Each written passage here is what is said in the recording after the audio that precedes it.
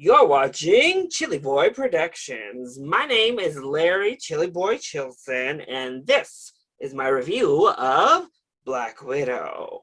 Now, before we get into the review, go ahead and click that subscribe button so you can chill with me on all of my latest videos.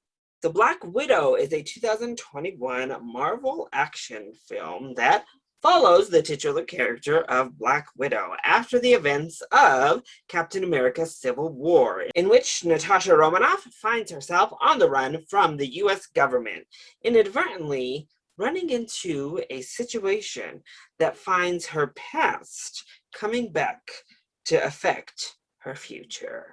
Now, I really wasn't excited for Black Widow. Yeah, I'm rocking a shirt here, but the film feels about 10 years too late. We have been begging for a Black Widow movie ever since Iron Man 2. Now, I know the whole situation with Disney and their high-end folks not wanting diversity. Yeah. But at the very least, this still came about 5 years too late. And in the grand scheme of things, felt very strange to plop this movie amongst the new phase 4, in which we're introducing new characters, we're getting new ideas, putting the past behind and stepping into the future of the MCU. And we're going to halt all of that to go ahead and finally give Black Widow a film after, well, she's literally dead and gone. But I guess better late than never, right? And this is, quite literally still, only the second female-led MCU film. So I guess we have that. And the trailers did have an air of fun to them, even if they were ridiculous in reminding us that Black Widow was in fact dead. And it's Marvel. So I go into all Marvel properties with an air of positivity, because they've shown they know how to handle most everything and deliver 9 times out of 10. But ultimately, my problems with Black Widow heading into the film turned out to be quite justified, because it's such a frustrating experience to watch this movie. And it is heavily hampered by the fact that it is, in fact, a prequel for a character that is not moving forward. But let's go ahead and talk about the positives, because the big reason it's so frustrating is because there's a lot to really enjoy in the film. So yeah, let's go ahead and discuss those first. Well, the big positive for me was the action set pieces themselves. The hand-to-hand combat is a lot of fun. I've always loved the fight choreography and the fight style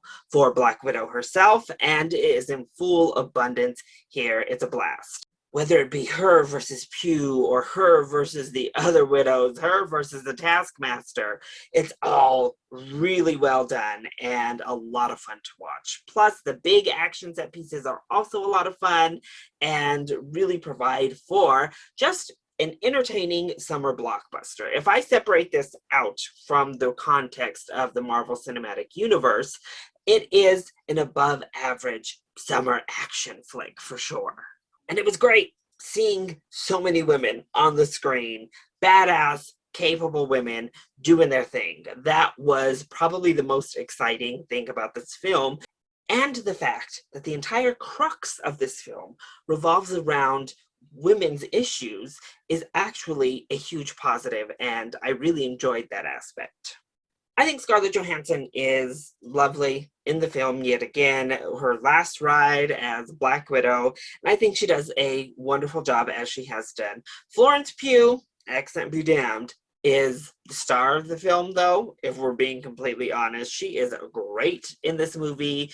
David Harbour is a lot of fun, as is Rachel Weisz. All of our new cast really bring a much-needed energy, and I think they have a great dynamic amongst each other. And it goes deep. It gets dark, particularly that first act. I was fully on board because it went to a dark place I wasn't anticipating from the MCU, because after all is said and done, yes, it gave us Natasha Romanoff, Black Widow, the Avenger, but her past is very, very dark, very sad. And we always talk about, Wanda and Thor, who of course have had so much tragedy in their lives. However, Black Widow has one of the most harrowing pasts and histories of any of the Avengers. It's really effed up what happened with Natasha and how she was brought up. And I'm glad Marvel went there, at least to start.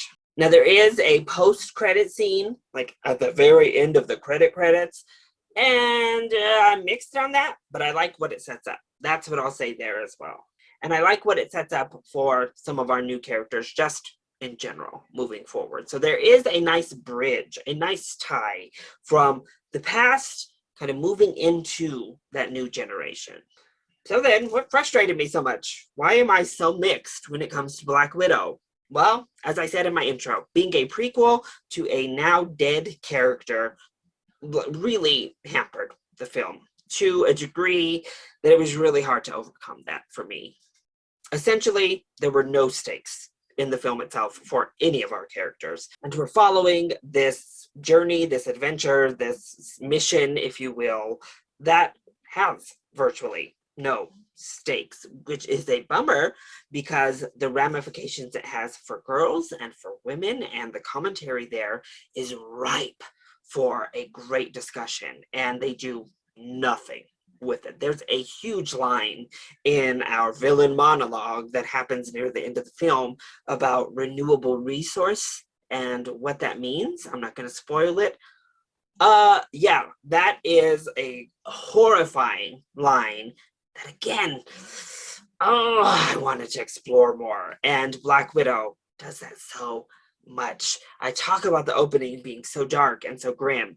I wanted to explore more. We have this family dynamic that we go through the motions of exploring, but we never go deeper than surface level. There is a lot of trauma with these characters all the way around, but particularly Florence Pugh and Scarlett Johansson, that is easily moved past. And it didn't feel earned. It didn't feel messy enough. That trauma was always left almost there. And so much of this film is just almost there. If you're going to make a prequel, if you're going to do this beautiful send-off piece for Black Widow, I want to go there. I want to delve deeper than just this surface level. And yes, yet again, it just continued to remind me how undercut, underplayed, and unserving their send-off to Black Widow has been, whether it be in Endgame or this film itself. They undercut the severity of her no longer being around. Again, that leads me back to that post-credit scene. It really, really left a bad taste in my mouth. I'm just going to say that. But then it leaves questions about Endgame, about what happened with characters when it came to Endgame, and Black Widow's demise there. And I have to say, here, maybe more than anywhere else in the MCU, that Marvel formula really bothered me because we would have these really deep moments. We would get these beautiful conversations, and they would undercut it with a horrible joke. Never before have I personally felt like this in Marvel. I thought it worked with Ragnarok. I thought it worked with most of their films, Endgame, Infinity War, all of that. I thought the jokes were pretty well placed. Here, though, we're dealing with some really deep subjects, and I think deep subjects that actually happen to women, to children here on Earth. This is a very similar situation to what actually happens out there. And it felt a little bit more tasteless to undercut the emotional stakes and weight of portraying that with a really cheesy joke, with a really corny joke. And I couldn't really get on board. Yeah. And don't even get me started on other technical issues like Rachel Weisz and Florence Pugh and those accents. Ooh, we could have done without that. So once again, what a frustrating so yes, what a frustrating experience Black Widow turned out to be. There's so much fun. I'm so glad she finally got her film. And even if it's late, I guess I'm happy that Black Widow got some sort of send off other than 5 seconds of being sad and moving on in Endgame.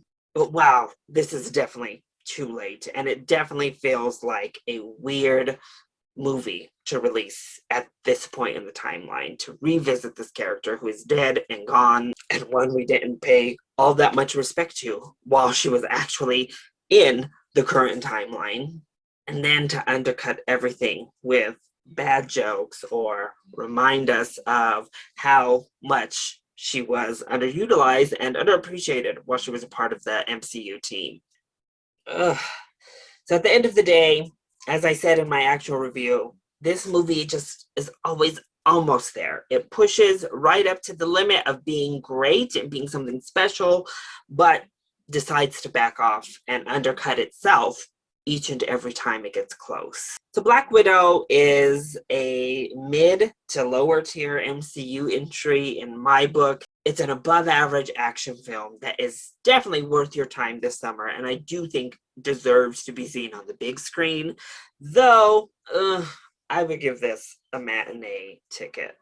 If this had come out in phase 3 even, which would have still been too late, I think I would have been able to open up and accept it at least a little bit more. But where it is, where they placed it in the timeline, it left me feeling, you guessed it, frustrated.